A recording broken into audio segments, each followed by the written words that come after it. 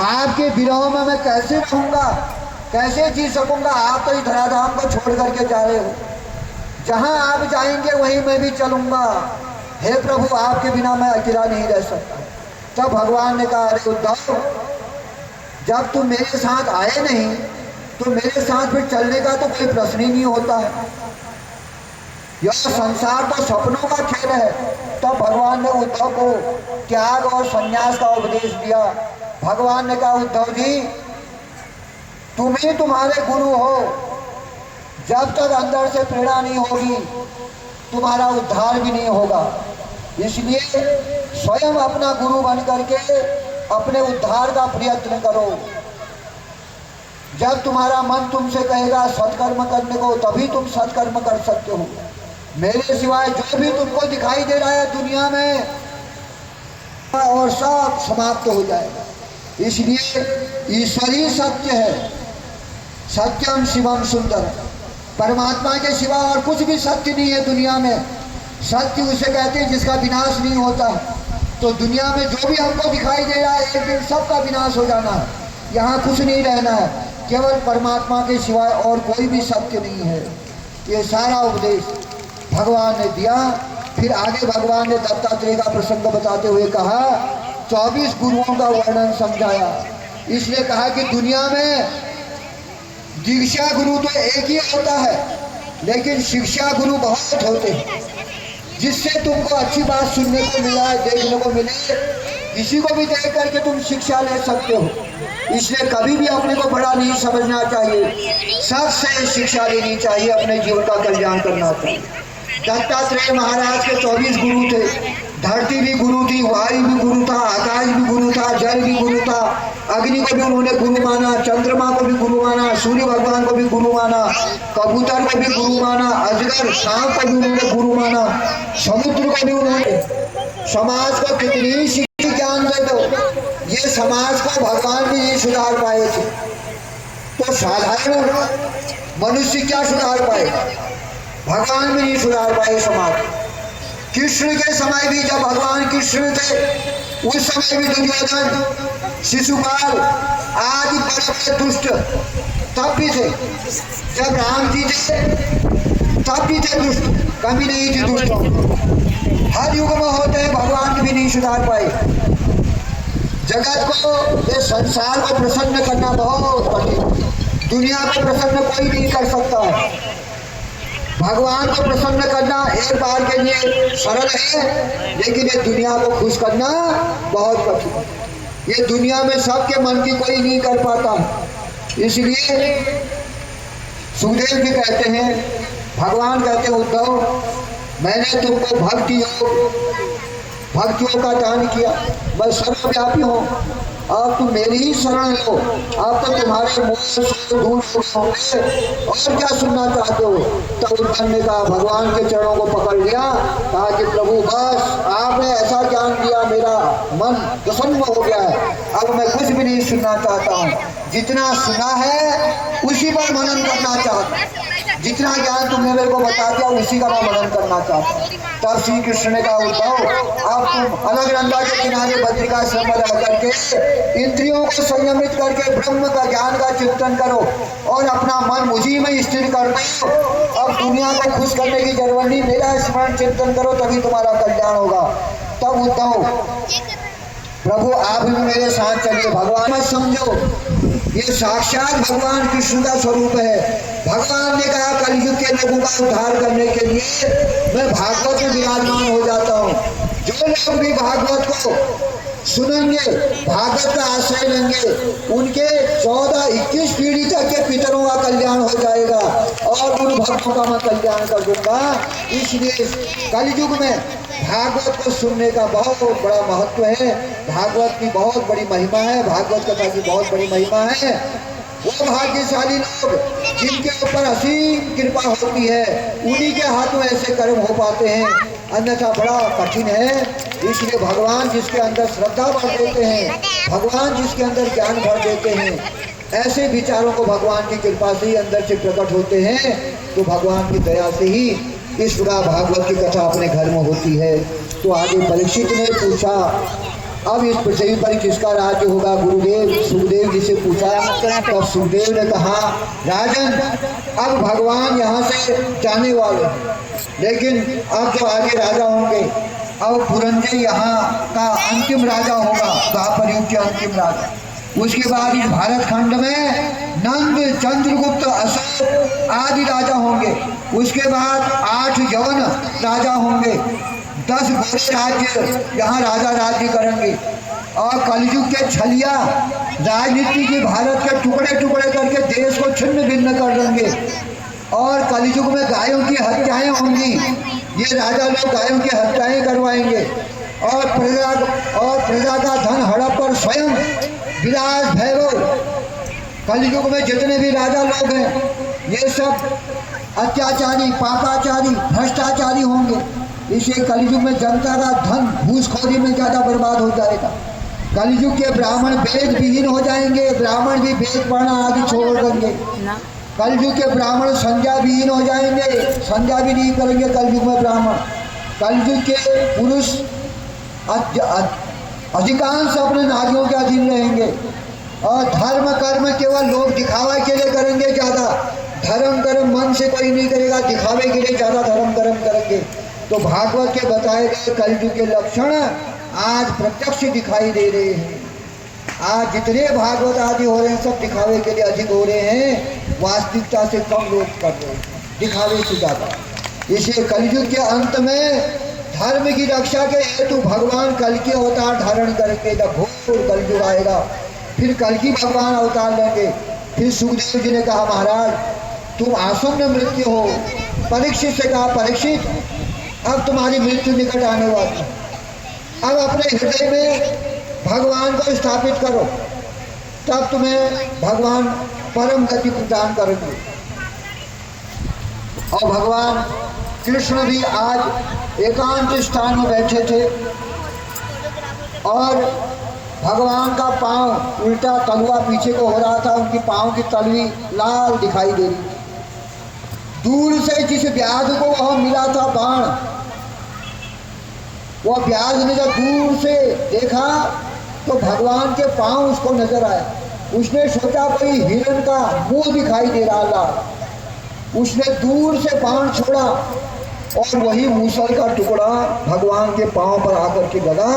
और भगवान उसी बहाने, भगवान तो सीधे अपने गोलोक धाम को चले गए। बोले वृंदावन कृष्ण बिहारी लाल की जय। भगवान ने धराधाम का त्याग किया। अब सुखदेव जी जो राजा परीक्षित को कहानी सुना रहे, तब सुखदेव ने कहा, भगवान आदिदेव नारायण हमारे कन्हैया लाल धराधाम को छोड़ करके चले गए, इसलिए हे राजन अब समय आपका भी आ गया।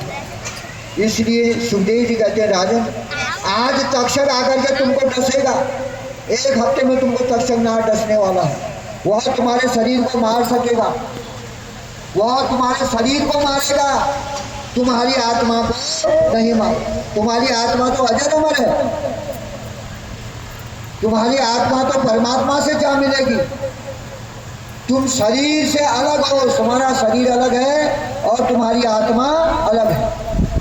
अरे राजन, आत्मा तो परमात्मा का ही तो अंश है। जितने भी दुनिया में दिखाई दे रहे कुत्ता, बिल्ली, सांप, भैंस, सब की आत्मा एक ही है। शरीर सबके अलग अलग हैं, लेकिन आत्मा सबकी एक है। जैसे एक सोने से तुम कितने आभूषण बनाते हो, अपने माथे के लिए बनाते हो मांग टीका बन जाता है, हाथ के लिए बनाते हो तो कड़े बन जाते हैं, गले के लिए बनाते हो तो वह आपका मंगलसूत्र बन जाता है। अब उनका नाम भी अलग हो गया, रूप भी अलग हो गया, लेकिन है सब सोना ही। वैसे ही कुत्ता भी है, बिल्ली भी है, सांप भी है, नाम सबके अलग अलग है, रूप सबके अलग अलग हैं बाहर से, लेकिन अंदर आत्मा सबकी एक ही है। एक ही परमात्मा की आत्मा, एक ही परमात्मा के अंश से सारी दुनिया चल रही है। ये भगवान की लीला है। वही भगवान अनेक रूपों के द्वारा दुनिया को चला रहे हैं। जैसे मकड़ी अपने जाल को बनाती है, उसी को समाप्त भी उसी में को समाप्त भी करती है, वैसे ही भगवान अपने अंश से सारी दुनिया बनाई। भगवान ने ममैव अंशो जीवलोके जीवभूता सनातनः। एक ही परमात्मा का अंश सबके अंदर विद्यमान है। और तब सुखदेव ने कहा कि वही परमात्मा का अंश नाग के अंदर भी है, सांप के अंदर भी है, इसलिए वही सांप तुमको डसने आएगा। परीक्षित ने कहा महाराज आपने सर्वव्यापक ब्रह्म के मुझे दर्शन करा दिए हैं, इसलिए मैं अब निर्भय हो गया हूं, अब मेरे को किसी का डर नहीं है। तक्षक ना भगवान सुखदेव ने कहा जो तक्षक तुमको डसने के लिए आ रहा है वह तक्षक काल भी, वह तक्षक नाग भी कृष्ण का ही अंश है, इसलिए अपने भय को त्याग दो।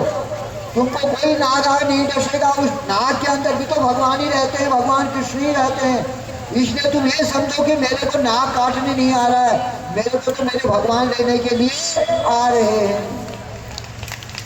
तुम नाग को नाग मत समझो, वह नाग के अंदर रहने वाला मेरा कृष्ण ही तेरे को लेने के लिए आ रहा है। अब परीक्षित की आंखें खुल गई, परीक्षित का डर समाप्त तो हो गया। जो परीक्षित अभी तक डर रहा था कि नाग काटने के लिए आ रहा है, अब परीक्षित के मन में विश्वास हो गया कि नाग वाग कुछ नहीं है, नाग के अंदर तो मेरे भगवान बैठे हैं, मेरे ही भगवान मेरे को लेने के लिए आ रहे हैं। अब उसका डर सब समाप्त हो गया।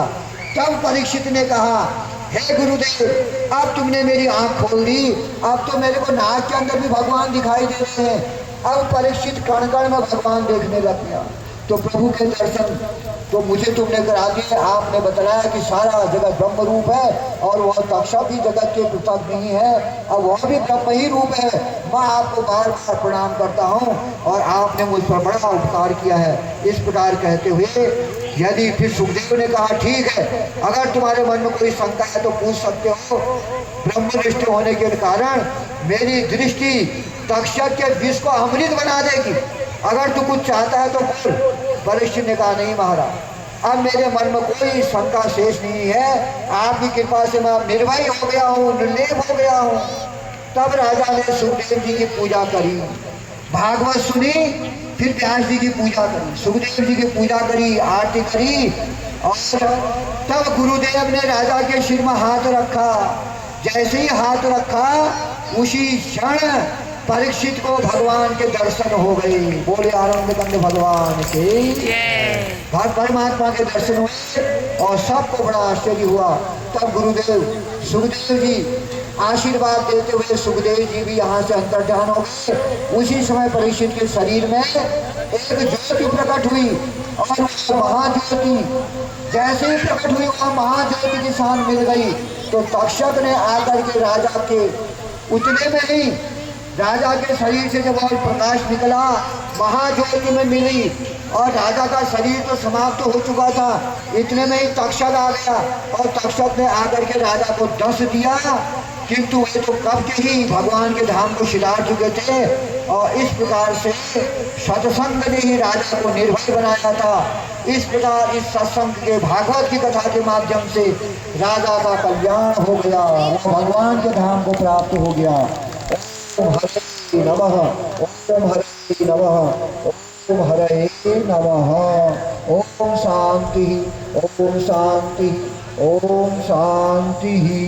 बोले आनंद कंद भगवान हर मय की जय, श्रीमद् भागवत महापुराण की जय, भक्त भगवान आनंद कंद भगवान की जय। सज्जनों महती कृपा है भगवान की,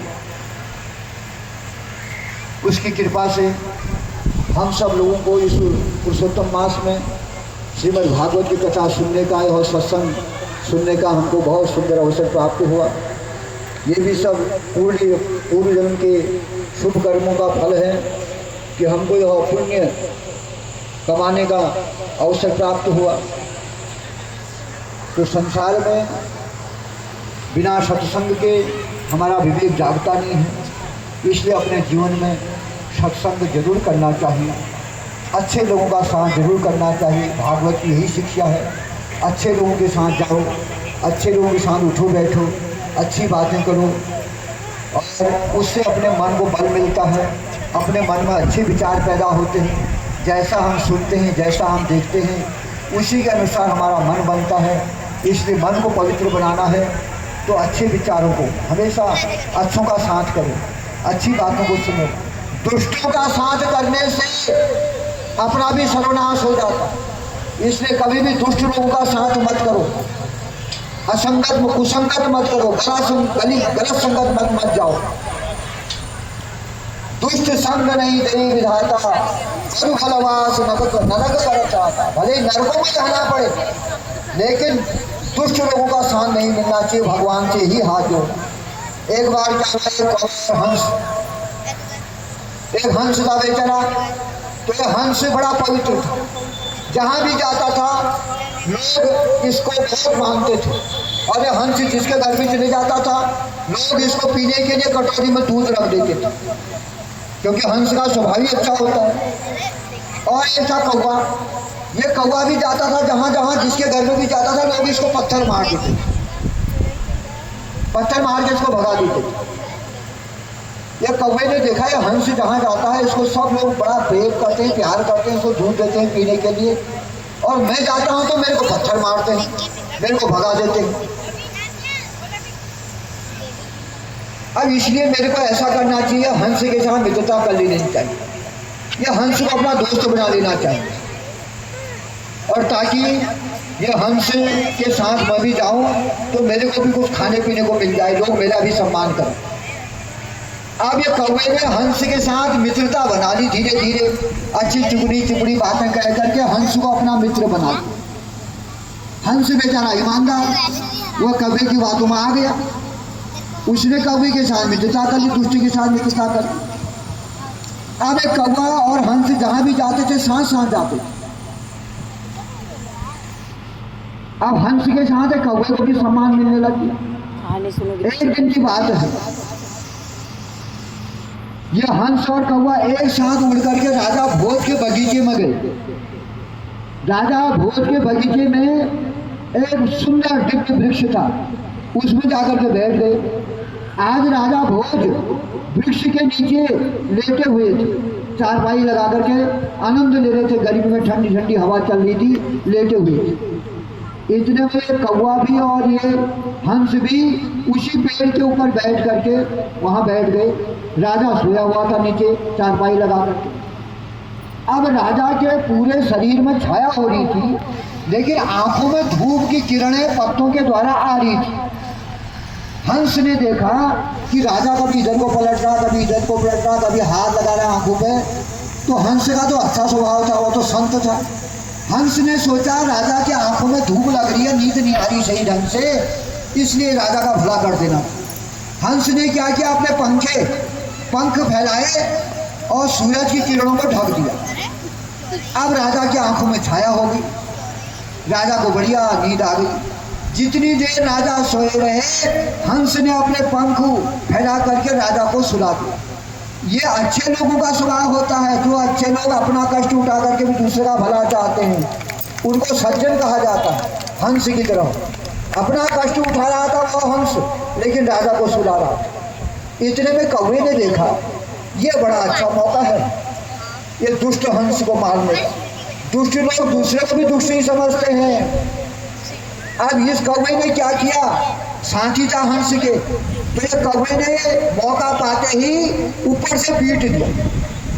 हंस ने तो छाया करी, कौवे ने पीटा और बीट करके वो गंदगी सीधे राजा के मुंह में गई। जैसे ही मुंह में पड़ा वह बीट, राजा की नींद खुली। राजा ने कहा ये क्या गिरा ऊपर से, देखा तो गंदगी, और कौवा गंदगी करके वहां से भाग गया, अपना उड़ गया। इतना चालाक होता है दुष्ट। और हंस वहां पर पंख फैलाए बैठा था। राजा को गुस्सा आ गया, उठा, उसने अपना धनुष देखा, बगल में धनुष था, ऊपर को देखा हंस, इसने पीट दिया मेरी उस पर। गुस्से में आदमी कुछ नहीं देखता, उसे मारा बाण, हंस बेचारा फड़फड़ाते हुए नीचे आ। जिस बेचारे ने भला किया वही मार खा गया। क्यों? दुष्ट का साथ किया, गंदे आदमी का साथ किया, कौवे का साथ कर दिया। कौवे का साथ नहीं करता तो कभी भी ऐसा नहीं हो। इसलिए दुष्ट लोगों का साथ करोगे तो कहीं भी मार खा जाओगे। इसलिए अच्छे लोगों का साथ करो दुनिया में। नीचे गिर गया, और तब हंस ने कहा राजन, मरते मरते कहा तुमने मेरे को क्यों मारा? एक चीज मैं तुमसे पूछना चाहता हूँ, मेरे को क्यों मारा? तब राजा ने कहा तूने मेरे ऊपर ऐसी गंदगी क्यों करी? हंस ने कहा गंदगी, मैं तो तुम सोए थे, तुम्हारे ऊपर धूप आ रही थी तो मैंने पंख फैला करके तुम्हारी सेवा करी, मैंने गंदगी कहाँ करी। राजा ने कहा फिर किसने किया मेरे ऊपर भी, किसने करी है गंदगी। तब हंस के समझ में आयो हो वो चालाक कौवे की और सब करामात थी। तब हंस ने कहा मैंने तो कुछ नहीं किया, कौवे ने किया होगा। तब राजा हंस से क्षमा मांगने लग गया कि मैंने गलती करी, तूने तो मेरी सेवा करी, मैंने तेरे को ही मारा, मेरे से बहुत बड़ी गलती होगी, मेरे को माफ कर देना। इतना कहा। हंस ने कहा तुम्हारी गलती नहीं, गलती तो मेरी है कि जो मैंने दुष्ट कौवे के साथ मित्रता पाली, मेरी गलती थी। यदि मैं दुष्ट के साथ मित्रता नहीं पालता तो आज मेरी ये स्थिति नहीं होती, मैं मरता नहीं। तब याद आई हंस को। तब हंस ने कहा बरु फलवास नरक करत रहता, दुष्ट संग नहीं दे। भले ही दुनिया में हमको नरकों में रहना पड़ जाए, लेकिन पड़ोसी दुष्ट हो गया, मित्र दुष्ट हो गया और दुष्टों का साथ मिल गया तो हमारा जीवन नरक के समान हो जाता है। इसलिए भगवान से प्रार्थना करो, हे भगवान सत्संग देना, अच्छी संग देना, अच्छी बातें सुने, अच्छा ही जीवन संसार में आकर के अच्छा करें, वो यही आशीर्वाद देना, यही भगवान से प्रार्थना करना और भगवान से सद्बुद्धि सद्मति मांगना। तो सज्जनों, संसार में हरि अनंत हरि कथा, भगवान की अनंत कथाएं हैं, कोई अंत नहीं है। आपने एक भी शब्द भागवत जी का अपने जीवन में उतार दिया तो भागवत का तो एक ही शब्द कल्याण कर देता। अगर उसी बात चिंतन मनन जो कर लेता है, संसार में उसका कल्याण हो जाता है। ऐसा यह श्रीमद् भागवत का दिव्य ग्रंथ है। तो इस प्रकार हम सब लोगों ने बड़े प्रेम से, भाव से इस भागवत कथा का श्रवण पान किया और समय तो बहुत हो चुका है, लेकिन सज्जनों अभी कुछ क्षण के बाद यहाँ पर भंडारा प्रारंभ होगा। हम पहले यहाँ पर व्यास पूजन और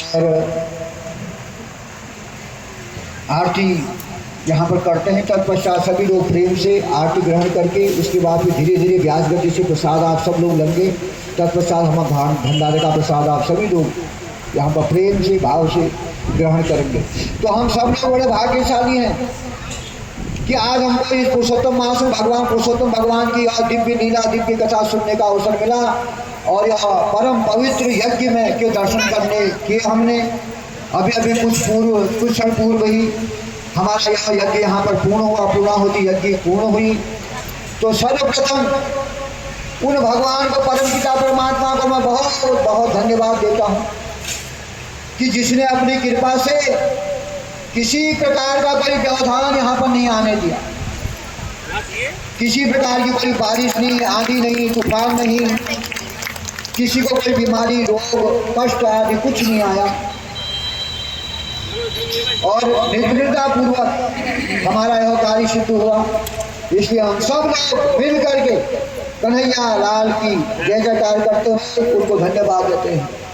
बोले कृष्ण कन्हैया लाल की, राजस्थानी सरकार की, श्रीमद् भागवत महापुराण की। सज्जनों, तत्पश्चात हमारे इस भागवत के आयोजन करता श्रीमान जगदीश चंद्र भगत जी, श्रीमती गीता देवी जी और उनके परिवार के जितने भी बाल बच्चे, सब भाई बंधु, आप सब लोगों ने मिल करके जो परम पवित्र कथा का यहाँ पर आयोजन किया। हम सब लोग इस परिवार को बहुत बहुत धन्यवाद देते हैं कि इन्होंने यह दिव्य आयोजन यहाँ पर करा करके हमको भी इस पावन पवित्र महीने में कथा सुनने का, कथा सुनाने का मौका दिया। ये कार्य ऐसे नहीं होते हैं, इसमें तन मन धन सब कुछ लगता है, त्याग करना पड़ता है, समय का भी त्याग, धन का भी त्याग। तो ये सब तभी होता है जब हृदय में हौसला होता है और अंदर भगवान की जब कृपा होती है तभी अंदर से शुद्ध विचार प्रकट होते हैं। तो भगवान की कृपा से ऐसे दिव्य विचारों के द्वारा यहाँ पर जो भगत परिवार के द्वारा यह दिव्य आयोजन कराया गया है और इसके द्वारा हम सब लोगों को भी यहाँ पुण्य लाभ प्राप्त हुआ, इसलिए तालियां बजा करके हम सब आपका स्वागत करते हैं और बहुत बहुत धन्यवाद देते हैं कि आप लोगों ने जो दिव्य आयोजन यहाँ पर करा करके सारे क्षेत्र को पवित्र कर दिया, इतने लोगों का कल्याण कर दिया, इतने लोगों ने इस ज्ञान गंगा में डुबकी लगा करके अपना अपना कल्याण किया है, सबको पुण्य मिला है। केवल आयोजन करता कोई पुण्य नहीं मिलता है, जिन जिन लोगों ने यहाँ पर आकर के अपना अपना सहयोग दिया है, त्याग किया है, तो आप लोगों ने आकर के इतनी धूप में, कड़कड़ाती धूप में भगवान की कथा इतने आनंद पूर्वक शांति पूर्वक श्रवण पान किया इस कथा का। हमारे जितने भाई लोग बैठे हुए हैं, भक्त लोग बैठे हैं, सब लोगों ने आकर के बड़े, मैं देखता हूँ और कई जगह जाता हूँ तो वहाँ महिलाओं की संख्या ज़्यादा होती है, लेकिन यहाँ पर तो हमारा पुरुष वर्ग भी रोज खूब जोर पूर्ण रूप से यहाँ पर अपनी कथा श्रवण करने में सहयोग दे रहे। हमारे सियाने भी जितने बुजुर्ग लोग हैं वो भी आकर के कथा सुन रहे, तो बहुत बहुत धन्यवाद देता हूँ आप सब लोगों को। आप सब लोगों ने जो अपना सहयोग दिया है यहाँ पर, इसलिए कथा एक की नहीं है, केवल भगत जी की नहीं है, कथा तो भगवान की है और भगवान सबके। तो आप सब लोगों ने यहाँ पर जो यहाँ पर इतना भगवान की सेवा करी है, इसका फल, इसका पुण्य अवश्य आप लोगों को भी प्राप्त होगा। ऐसा मत सोचना कि केवल जजमान को ही मिलेगा। तो यज्ञ में जो अपने हाथ से जहाँ से भी सेवा कर देता है, जो यहाँ पर जूठे बर्तनों को उठा रहा, भगवान ने भी तो युधिष्ठिर के यज्ञ में जूठे बर्तन उठा दिए, जूठे पत्थर उठा दिए। यज्ञ की सेवा सबको नहीं मिलती है, तो आप लोग भी इस यज्ञ में जो सेवा कर रहे हो देख रहे हो, रोज भंडारा हो रहा है रात को। तो यहाँ पर भाई लोग, नौजवान हमारे जो युवक भाई लोग हैं, वो बड़ी सेवा कर रहे थे, जूठे पीछे प्लेटों को उठा करके ले जा रहे थे, धो करके ला रहे थे फटाफट। ऐसा अपना समझ के करना चाहिए ना, कभी ये मत समझना कि पराये का है, दूसरे का कार्य है, दूसरे का समझने वाले को कोई फल नहीं मिलता, इसलिए भगवान का समझने वाले को सारा फल मिल जाता है। इसलिए भगवान का यज्ञ समझ करके सब ने यहाँ पर सेवा करी है, और जो बेचारे यहाँ पर सुबह सुबह झाड़ू लगा रहे थे, उनको भी वही फल मिलता है जो पूजा कर रहे। इसलिए जिसने भी अपना सहयोग जैसे भी दिया, सबको वो भगवान के यज्ञ का पूरा पुण्य और फल अवश्य भगवान की कृपा से प्राप्त होगा। और सज्जनों, उसके पश्चात मैं इस यज्ञ में उपस्थित हमारे पूज्यपाद कन्हैया महाराज भी दिखाई नहीं दे रहे, घूमते रहते हैं बेचारे, चलते फिरते भजन करते रहते। ऐसे संतों के दर्शन बहुत कम होते हैं। मैं तो चाहता हूँ कि उनके दर्शन रोज होए, तो ऐसे संतों के दर्शन बहुत कम होते। प्रति क्षण उनके मुंह से सत्संगी निकलता है और समाज को जगाते हैं। संतों का काम ही समाज को जगाने का। संत समाज को अपना जैसा ही बनाना चाहते हैं। जैसे महाराज जी के झोली में बहुत सारी कॉपियां रहती हैं, उसमें श्री राम, वो सबसे कहते हैं श्री राम लिखो, खाली मत करो। कॉपियां बांटते हैं, तो उनकी ली हुई कॉपी का सदुपयोग करना, श्री राम लिखने के लिए देते हैं, राधे राधे लिखने के लिए देते हैं। तो ऐसे संत इस युग में, आज के इस कल युग में मिलने बड़े कठिन है। फिर आज के समय, आज तो पाखंडियों के दर्शन ज़्यादा होते हैं, तो हमारे महाराज जी के दर्शन कभी कभार होते हैं, मेरे को तो बड़ा आनंद आता है। ऐसे संतों के चरण अगर घर में पड़ जाए तो घर भी पवित्र हो जाता है। और कथा सत्संग में आ जाए तो हमारा क्षेत्र भी वृंदावन बन जाता है। संतों के चरणों की धूल आते ही वृंदावन के समान बन जाता है। हमारे महाराज के दर्शन हो गए। जय हो, बोले कन्हैया महाराज की। तो इसलिए हमारे महाराज जी ने यहाँ आकर के, और हमारे महाराज जी का ही वचन उन्होंने हमारे माता जी से केवल एक बार कहेंगे। माता जी ने कहा कि ऐसा चाह रहे थे भाग, अरे हो जाएगा, जाओ। कहा तो चौथे दिन से ही कार्य संतों की वाणी है। इसलिए हमारे महाराज जी की बहुत बड़ी कृपा है। तो मैं महाराज जी को भी बहुत बहुत हृदय से धन्यवाद देता हूँ और प्रणाम करता हूँ व्यास गद्दी से, और उनका बहुत बहुत स्वागत करता हूँ। सभी लोग प्रेम से तालियां बजा करके उनका भी स्वागत करते हैं। और तत्पश्चात हमारे बीच में आए हुए विद्वान ब्राह्मण लोग, जिन ब्राह्मणों ने यहाँ पर बड़े प्रेम से भाव से पूजा को संपन्न कराया, हवन यज्ञ को संपन्न कराया। और हमारे साथ में आए हुए पांडे जी ढोली गांव से आए हुए हैं। सुबह से बैठ करके मूल पाठ इसका मुख्य होता है। कथाएं तो आगे पीछे होते रहती है, पूरी भी नहीं हो सकती है, लेकिन मूल पाठ भागवत जी का करना और शुद्ध करना ये बहुत जरूरी है। इसलिए हमारे पांडे जी जो हैं बहुत तन्मयता से मूल पाठ करते हैं। आजकल तो भागवत शब्द को होते हैं, लेकिन मूल पाठ कोई नहीं कराते। मैं देखता हूँ केवल लोगों को पैसे से आज तो सब चीज़ बिक रहा है। आजकल के ब्याज भी बिक चुके हैं, भागवतों के नाम से लूट खसोट चल रही है, दिखावा चल रहा है। इतना पैसा दो, इतना पैसा दो, ये दो, यहाँ पर लगेगा। जजमान लोग बेचारे जानते नहीं हैं, आज ऐसा है, आज ऐसा है, आज ऐसा है, देखा मैंने कई जगह। चलो जो भी है, तो हमारा मूल पाठ होना बहुत जरूरी है, तभी भागवत का फल पूरा मिलता है। तो हमारे पांडे जी ने बड़ी तन्मयता से प्रातः काल से लेकर के 7-7 घंटे बैठ करके मूल पाठ किया।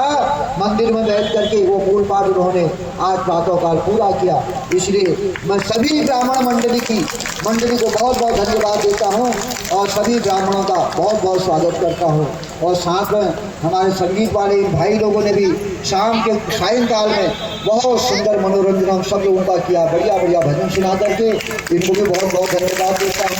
और तत्पश्चात हमारे यहाँ पर जो माइक व्यवस्था वाले हैं और हमारे साउंड व्यवस्था वाले भाई हमारे बिरवाल जी, और इनका साउंड मेरे को तो अच्छा ही लगता है, टूटा तो होती नहीं है। इसलिए मैं चाहता हूँ कि अधिक से अधिक हमारे साथ चले।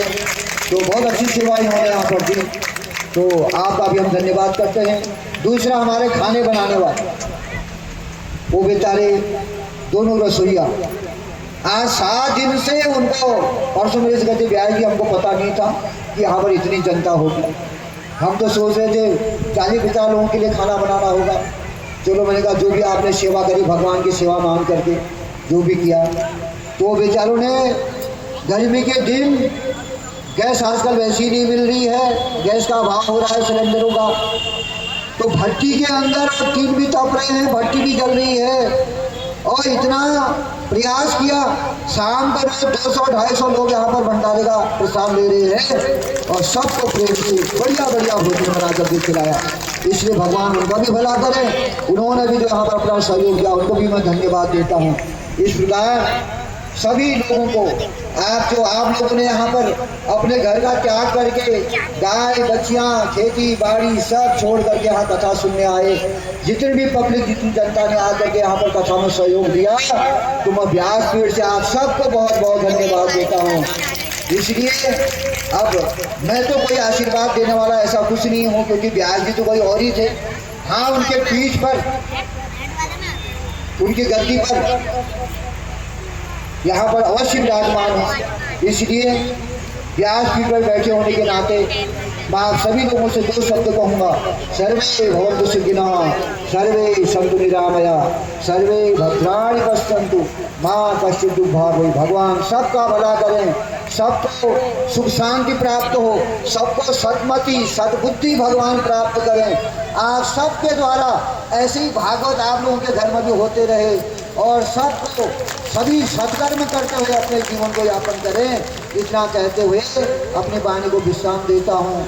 और आगे सज्जनों, अब हम यहाँ पर पहले व्यास पूजन करते हैं और हमारे मुख्य विद्वान यहाँ पर आकर के व्यास पूजन करेंगे। महाराज जी का भी पूजन करना है, तत्पश्चात फिर आरती करेंगे। और सब लोग धैर्य से, समय हमारे पास बहुत है, कोई बात नहीं। और